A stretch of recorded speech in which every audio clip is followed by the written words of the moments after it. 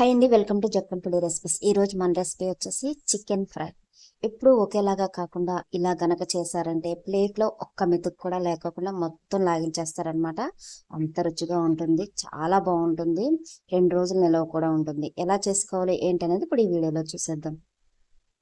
ముందుగా ఒక mixie jar తీసుకోండి. ఇందులో కొత్తిమీర వచ్చేసి ఒక పావు కట్ట వరకు వేసేయండి.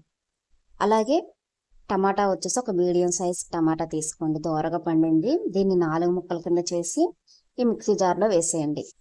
ఇలా వేసేసి మూత పెట్టేసి చక్కగా మిక్సీ పట్టేయండి మెత్తగా. చూడండి, మనకి ఇలా వస్తుందన్నమాట. ఇలా వచ్చిన ఈ పేస్ట్ని తీసి ఒక బౌల్లోకి యాడ్ చేసుకుందాం. చూసారా ఎంత మెత్తగా వచ్చిందో.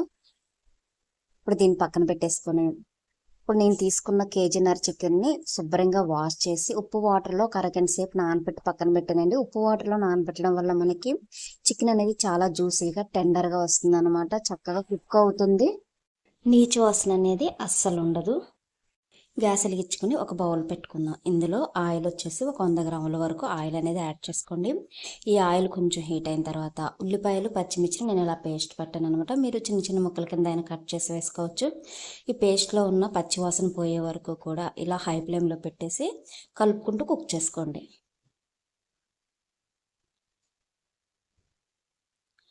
ఇలా కొంచెం ఫ్రై అయిన తర్వాత ఇందులోనే అల్లం వెల్లిపాయ పేస్ట్ వచ్చేసి 2 టీ స్పూన్ల వరకు వేసుకోండి.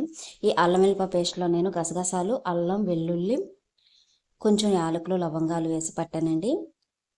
ఈ మొత్తం కూడా బాగా కలిసేటట్టు కలుపుకొని అల్లం వెల్లిపాయ పేస్ట్లో ఉన్న పచ్చివాసన పోయి బాగా ఫ్రై అయ్యి మనకి ఆయిల్ పైకి తేలే వరకు కూడా కుక్ చేసుకోవాలి.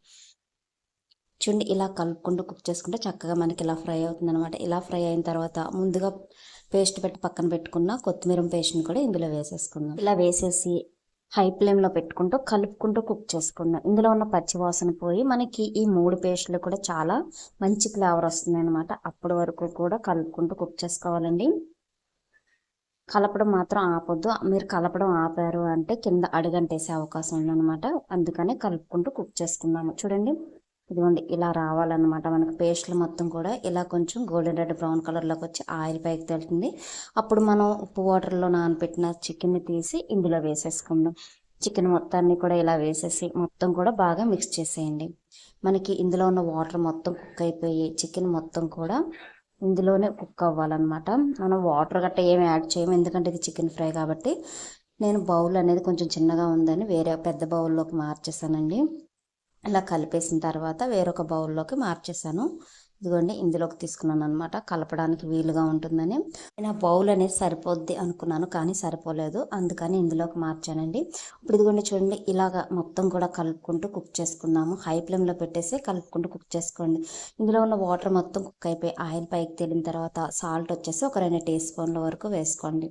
అలాగే పసుపు వచ్చేసి 1 టీ స్పూన్ వరకు వేసుకోండి.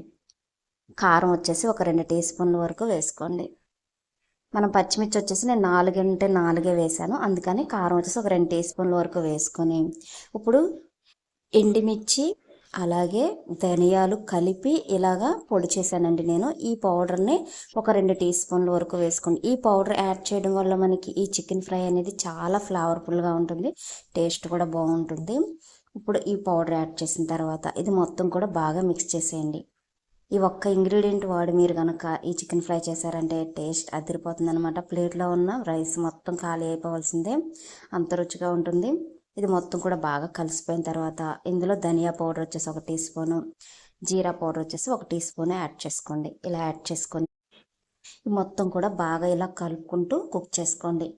హై ఫ్లేమ్లో పెట్టేసి ఒక 10 నిమిషాలు ఇలా కలుపుకుంటూ ఉడకనివ్వాలన్నమాట. అప్పుడు చికెన్కి మసాలాలు మొత్తం కూడా పడతాయి అన్నమాట. ఇప్పుడు ఈ మోతాదులో మనం కరివేపాకు వచ్చేసి ఒక 4 రెబ్బల వరకు తీసుకొని ఇలా యాడ్ చేసేయండి. ఇందులో ఉన్న ఆయిల్ ఆ మసాలాతో మన కరివేపాకు అనేది చక్కగా కుక్ అయిపోతుంది. తినేటప్పుడు కూడా రైస్లో చాలా బాగుంటుందండి. ఇప్పుడు ఇలా బాగా కలిపేసుకుని ఒక 10 నిమిషాలు ఇలా కలుపుకుంటూ కుక్ చేసుకోండి. మనం కరివేపాకు వేసిన తర్వాత 10 నిమిషాలు ఇలా హై ఫ్లేమ్లో పెట్టి కుక్ చేసుకున్నాం కదా, చూసారా మనకి ఇందులో ఉన్న వాటర్ ఆయిల్ మొత్తం కుక్ అయిపోయి చూసండి, కింద అడుగంటుతుంది చూసారా, ఇలా రావాలండి చికెన్ అనేది. ఇలా వచ్చిన తర్వాత ఇప్పుడు పెప్పర్ పౌడర్ వచ్చేసి 1 టీ స్పూన్ వరకు వేసుకోండి. మీ దగ్గర పెప్పర్ పౌడర్ లేకపోతే స్కిప్ చేసేయండి. కానీ పెప్పర్ పౌడర్ అనేది యాడ్ చేయడం వల్ల మనకి ముక్క అలాగే ఆ గ్రేవీ అనేది జ్యూసీగా చాలా స్పైసీగా ఉంటుందన్నమాట. టేస్ట్ కూడా చాలా బాగుంటుంది. ఇప్పుడు దీని మొత్తాన్ని కూడా బాగా ఇలా కలిపేసుకుందాం.